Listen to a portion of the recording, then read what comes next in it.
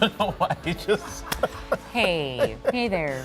Thanks for waking up. yeah, we appreciate it. We're just having casual conversations here in the middle of. We're catching up on the weekend, Yeah, as you do with your coworkers, right, John? You had a good weekend. That's You what you do. golfed. I did. I golfed, had a great time, and I I slept a solid 4 hours last night. Hey. That's great. Good for you. That is Proud good. of you. That is good. Coming off the evenings to this morning thing on Sundays, I'll take 4. That's a good start. Hey, good morning out there. 65, not in the 50s, 65. That is going to change. Some very warm mornings to come. 58 in Brainerd, 59 in St. Cloud right now. So comfortable start. Duluth is the same temperature as the Twin Cities. Watch it be 50 degrees. I'm not joking. 50 degrees cooler on Tuesday, at least for the feels like temperature. Excessive heat warning, that is in effect now. That is for Tuesday and Wednesday, all day long. Heat index up 105, easy. Here's what today looks like. Mostly cloudy, temperatures popping into the 80s. We'll get to around 84. So we'll see some peaks of sunshine. Wind's not going to be that strong. Today is what I call a transition day. Here comes the moisture. You'll feel it, but it's going to set the stage for an extreme heat day tomorrow. We'll track those temps in your forecast. Thank you. Let's give you a look at the roads on this Monday. It's quiet, which is great to see at the start of the work week. Nothing out there to slow you down. No crashes, no delays. All green on our Metro map. This morning, some pools and beaches across the Twin Cities are reducing their hours or even closing. And it's not great timing here, especially with near triple-digit temps, as you heard there from John on the way this week. So Cece is live at Bedeh-Makaska Thomas Beach with the details. Cece, good morning. Hey, good morning. Yeah, not great news for families looking to cool off this week. But over the weekend, if you look across the metro, pools in Bloomington, Richfield, and Edina closed. Here in Minneapolis, there's going to be reduced hours and also lifeguard services starting today, including at places like Bedeh-Makaska, Thomas Beach here. Other beaches impacted: Lake Nokomis Main Beach, Worth Lake Beach, Jim Lupian Water Park, North Commons Water Park, and also Weber Natural Swimming Pool. That means they'll be open from 4 p.m. to 7 p.m. during the week and 1 p.m. to 7 p.m. on weekends.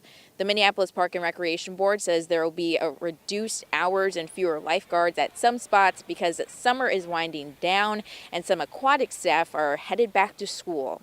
Even though Minneapolis will reduce hours starting today, they'll still stay open through Labor Day weekend. Also over in St. Paul, they'll be open through Labor Day too. Back to you. All right, CC Gaines reporting live for us. Thank you. Well, Jen, now with an update from the live desk on the storm hitting Southern California. Within the last 90 minutes, Hillary has been downgraded to a post-tropical cyclone. But that does not mean the flood risk is going away. Check out this video into our newsroom within the past hour. Major flooding in an area not used to much rain at all. It's washing out roads, causing mudslides in some areas. 25 million people are under flood watches right now. And this morning, downtown LA is under a flash flood warning. Now over to John. Yeah, taking a look at Hillary, we're still seeing tons of flood warnings. These are flash flood warnings. You see them in LA, but really Vegas now. Looks like the heavy rain is transitioning to Vegas. Good news is I think a lot of this is going to start shifting off to the north. Let's take a look at some of these radar estimates. These are estimates, but you see areas around LA, we've got over half a foot of rain, again, in a very short time frame. Now, if this was falling in Houston or Tampa Bay, this would be no big deal.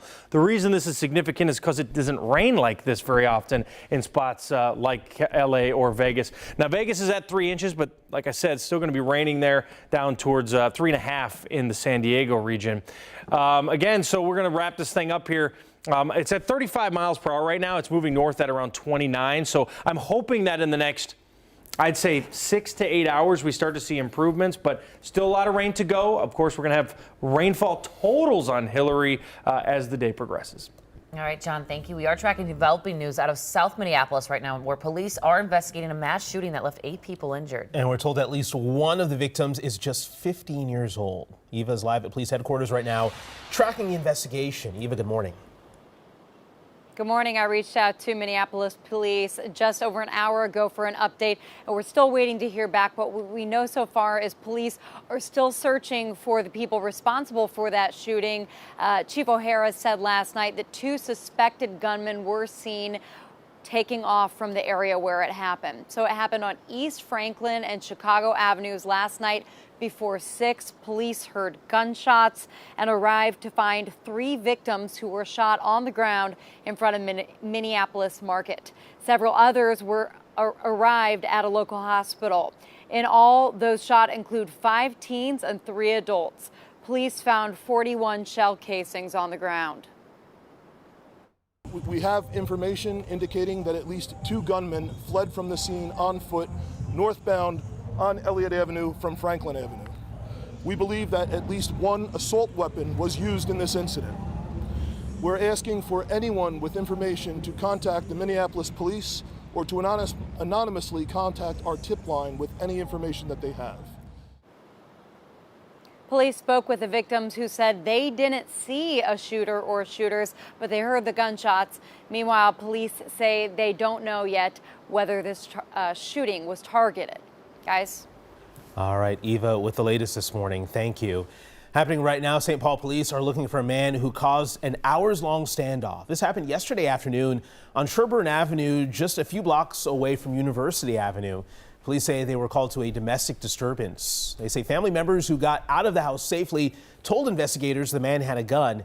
Hours later, once officers entered the home, there was no one inside. All right, 6:07 on your Monday. Take a look at this. In the last hour, NBC News just released a brand new poll out of Iowa. As you can see, it has former President Donald Trump holding a commanding lead over the rest of his GOP field. Now, he's more than 20 points ahead of his closest rival, as you can see, Florida Governor Ron DeSantis. South Carolina Senator Tim Scott is polling at 9%.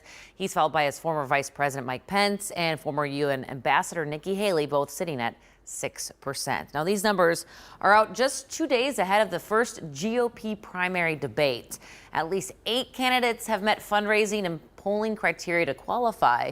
But in the last 24 hours, Trump officially announced that he will not be there. He says he's ahead in the polls and claims the public knows what a successful presidency he had. The debate is set for Wednesday in Milwaukee. It should be an interesting one. All right, 6:08, and this morning we are just 3 days away from the Minnesota State Fair. Danny Spiewak walks us through the preparations and high hopes despite the potential for extreme heat. Preparations are in full swing here at the fairgrounds for the Great Minnesota Get Together, which starts on Thursday and lasts 12 days. There's a lot of optimism from vendors this year that maybe this could be the breakthrough post-COVID. Of course, the fair was canceled in 2020, then in 2021 and 2022, we saw a steady attendance increase. This year, there is some hope that maybe we could get to that 2 million number. A record was set in 2019 before the pandemic with about 2.1 million people coming through the gates. 2 years ago, the second weekend, people started kind of filtering back in. Last year, started picking up, but I'm hoping this year is right back on track. Fair officials also laid out a new security plan last week that they shared with us. They are saying that they have about 40 more officers on the State Fair police force this year compared to last year, so they feel good about where they are.